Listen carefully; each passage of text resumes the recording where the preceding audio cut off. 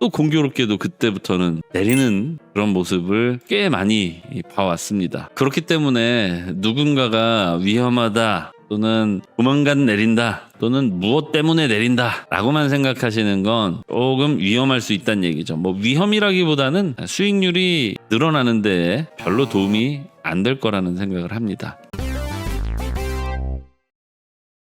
네, 안녕하십니까 부자 형님 누님들 반갑습니다. 네, 보고 계신 화면 조금 무서운 소식입니다. 이건 뭐 소식이라기보다는 상황을 좀 확대 해석한 경향이 좀 있습니다만은 좀 살펴보자면 스트레이티지나 메타플래넷 다들 알고 계시다시피 비트코인 맥시멀리스트들의 대표적인 두 기관이죠. 이 기관들이 구매력을 줄이면 현재 비트코인의 상승 추세를 다시 되돌릴 것이다. 한마디로 얘네들이 안 사면 상승 추세 끝난다. 이런 조금은 냉정한 소식이 갑자기 속보로 떠서 좀 소개를 드려봤어요. 일단 뭐 일부 동의하는 부분도 분명히 있고요. 불안하신 분들도 분명히 계실 겁니다. 야, 그러면은 이제 스트래티지하고 메타플래닛 언제 파는지 잘 보고 있어야 되는 건가, 이런 생각도 좀 드실 수 있겠고요. 다만 우리가 지금 비트코인 투자하면서 메타플래닛하고 스트래티지 보고 투자한 건 아니지 않습니까? 우리는 명백히 우리의 기준이 되는 것들이 있죠. 사이클이라던가 아니면 시가총액과 현물 ETF와 같은 우리가 매수할 것이냐 매도할 것이냐의 기준점이 되는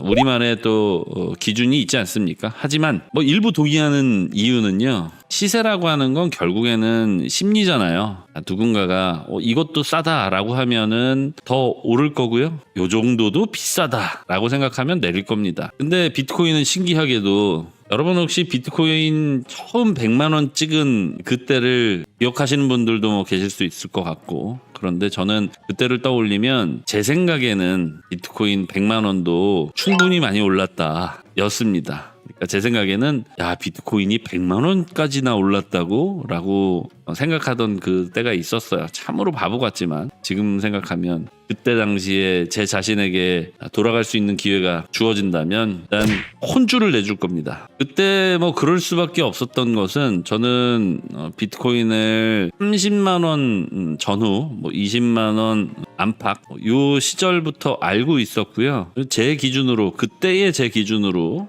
보면 이미 비트코인이 한 3배에서 4배 가량 상승한 뒤였어요. 그러니까 30만 원짜리가 어느 날 갑자기 100만 원이 된 거야. 그렇기 때문에 저는 비싸다고 느낄 수밖에 없었겠죠. 그때로부터 지금 비트코인이 1억을 돌파하고 1억 6천에 이어 1억 5천 아주 경이로운 상승을 보여줬습니다. 굳이 비트코인을 1원일 때, 10원일 때, 100원일 때, 1000원일 때, 만원일 때로 돌아가지 않더라도 이제는 그 비트코인이 100만 원이었던 때로만이라도 갈 수 있다면 아마 저나 여러분이나 영혼을 팔아서 영끌을 해서 비트코인을 사 모으게 될 겁니다. 드리고 싶은 말씀은 시간 여행하자 뭐 이게 아니고요. 사람들이 희한하게도 여기서부터 더 올라가겠어? 100만 원 찍었는데 뭐 더 오를 가능성이 있겠어? 라고 한 다음에는 꼭 더 올라가더라고요. 그리고 사람들이 언제까지 올라갈까? 얼마까지는 가겠지? 이런 생각들을 하기 시작하면 또 공교롭게도 그때부터는 내리는 그런 모습을 꽤 많이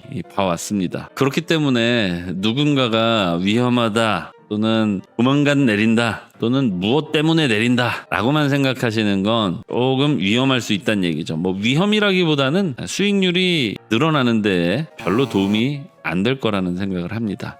물론 그렇다고 하더라도, 그리고 우리는 좀 긍정적인 투자 마인드를 갖고 있다고 하더라도 올해만큼은 안 좋은 뉴스들도 우리가 계속해서 확인을 해야 됩니다. 하지만 그렇게 좀 시장에 대해서 비관적인 뉴스들을 자주 접하다 보면 약간씩 우리도 모르게 불안해지는 건 사실이에요.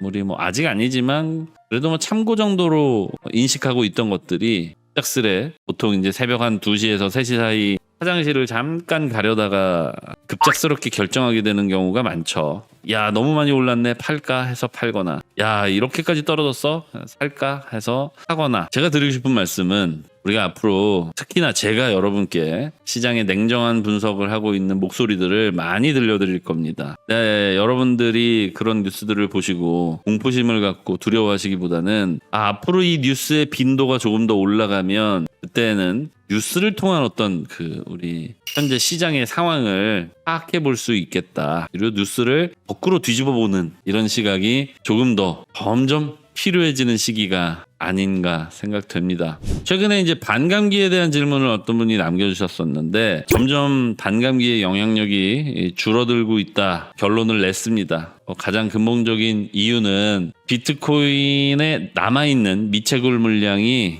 이제 96만 5천 개 수준으로 많이 내려왔습니다. 물론 비트코인 96만 개가 절대 작은 건 아니죠. 그러니까 어떻게 생각하시면 되냐면 앞으로 우리가 투자를 이어가는 과정 속에서 비트코인의 총 유통량이 앞으로 한 5%가량의 증가를 보일 것이다. 우리 알트 투자하시면서 제일 무서운 게 뭐예요? 잘 올라가고 있다가 갑자기 뚝 떨어지게 만드는 거. 보통은 이 구간에서 코인 재단들이 몰래 갖다 팔거나 아니면은 팔고 나서 고지를 하거나 대부분 생산자에 의해서 덤핑이 되게 되고 생산자의 덤핑으로 인한 거래소 시세의 하락 이런 것들이 주로 중장기적인 큰 하락의 변곡점이 되죠. 근데 지금은 어느 특정 투자자가 매도를 한다고 해서 전체적인 흐름을 깰 수는 없을 것 같아요. 한마디로 잘 올라가고 있는데 누군가 한 명이 판다고 해서 또는 어떤 특정 기관이 판다고 해서 절대 상승을 끝낼 것 같지는 않습니다. 그런 시기이며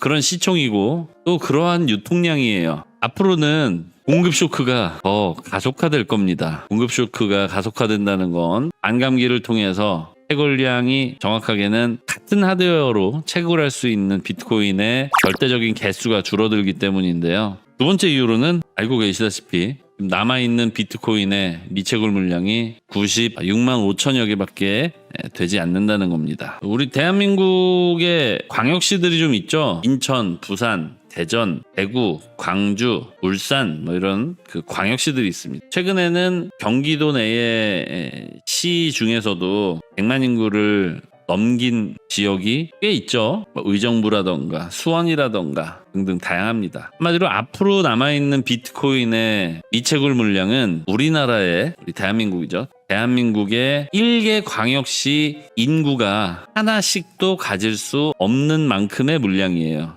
즉 대전광역시 시민들 혹은 수원 시민들이 비트코인 한 개씩 사면은 끝난다는 겁니다. 그런 경우 보통 한 개씩 갖고 있을 수가 없게 되겠죠. 기관들은 조금 그와는 결을 달리 가져가지 않을까. 스트래티지나 메타플래닛, 매각 시기 또는 매각의 징조 이런 것들을 우리가 유심히 살펴볼 필요는 분명히 있으나 그렇다고 하더라도 워낙 지금 잔여 미채굴 물량이 굉장히 제한적인 상태이기 때문에 호재가 있으면 악재로 지우고 악재가 있으면 호재로 지우는 법 따라서 스트래티지에 그리고 메타플래닛의 매도가 시세에 분명 어느 정도 심리적이든 물리적이든 영향은 있겠습니다만 벌써부터 두려워하실 필요는 없다는 얘기예요.